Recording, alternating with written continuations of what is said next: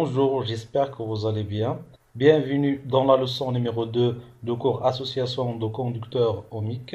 Dans cette partie, on va corriger l'exercice numéro 1 et aussi une application dans laquelle on a utilisé la loi d'Ohm et la loi d'additivité des tensions.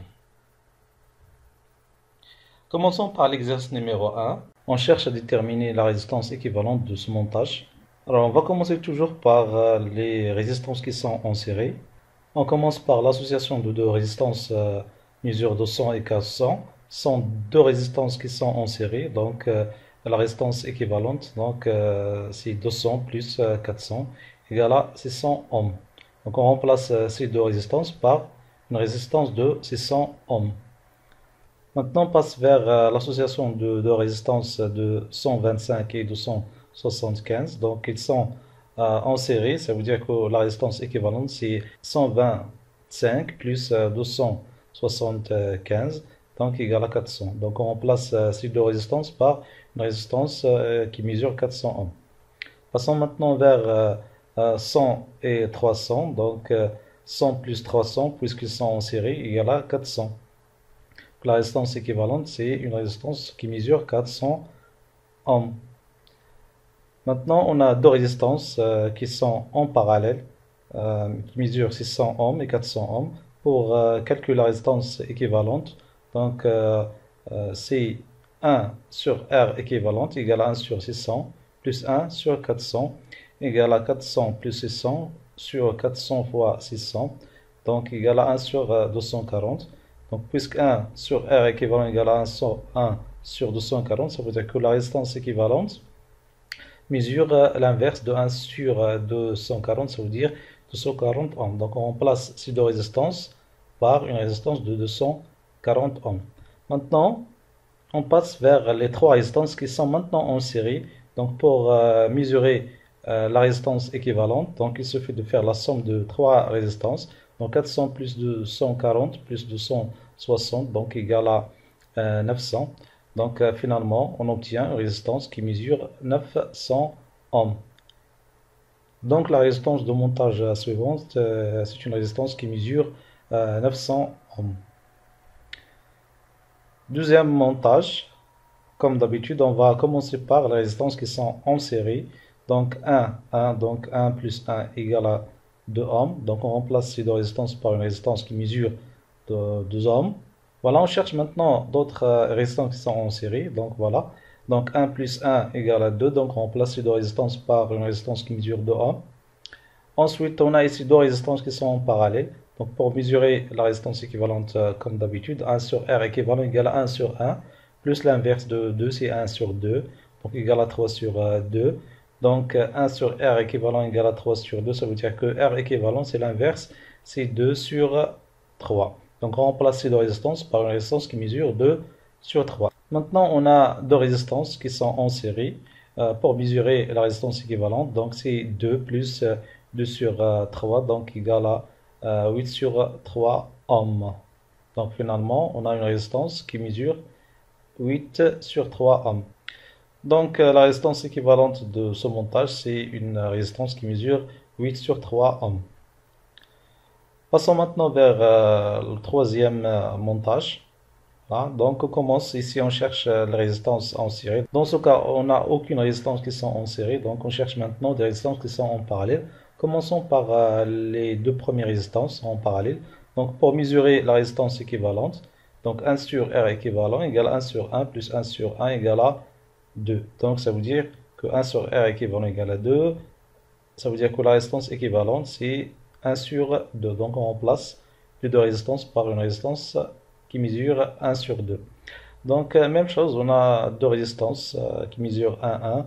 Donc ça veut dire que la résistance équivalente, on l'a déjà calculé, c'est 1 sur 2. Donc on remplace les deux résistances par une résistance qui mesure 1 sur 2 ohms. Même chose pour ces deux résistances en parallèle. Chacune mesure 1. Ça veut dire que la résistance équivalente c'est 1 sur 2. Alors maintenant, dans le montage, on a deux résistances en série.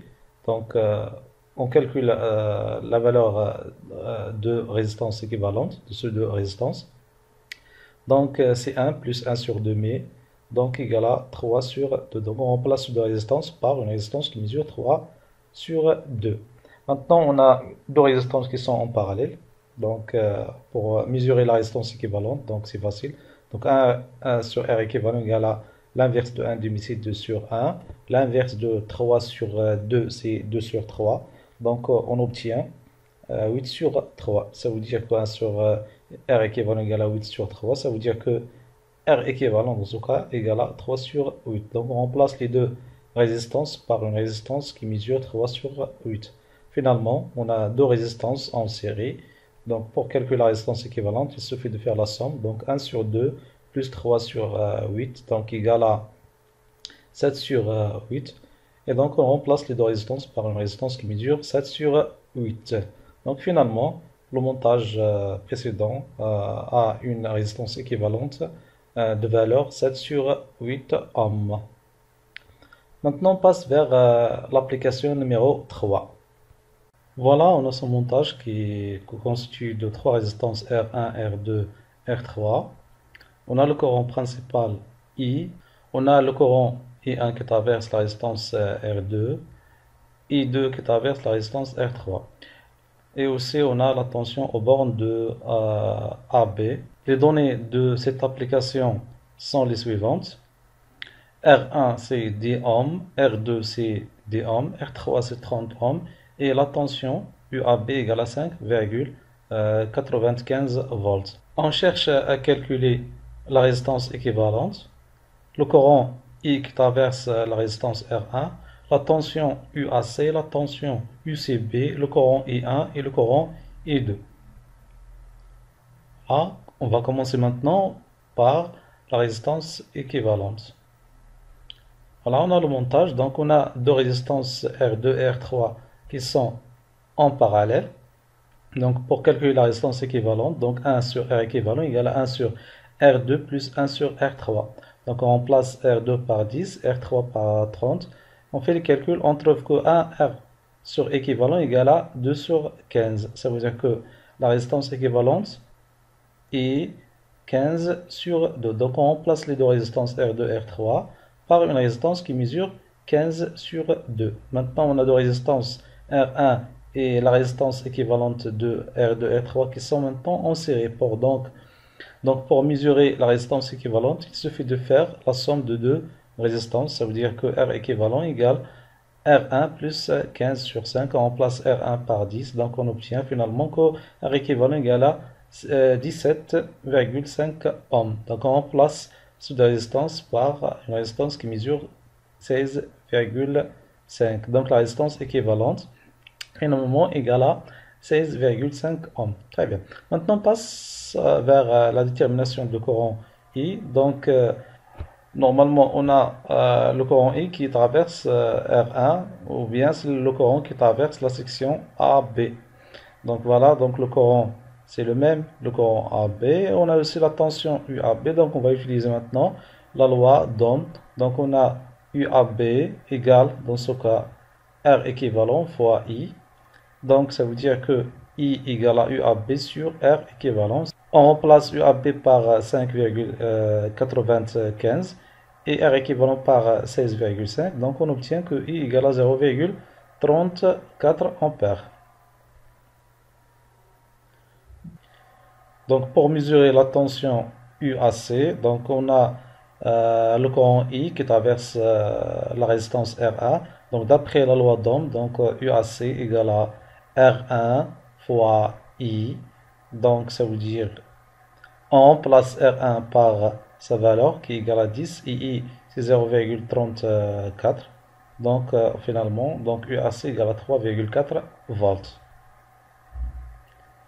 Maintenant, passons vers la détermination de UCB. Donc, voilà le montage de l'application.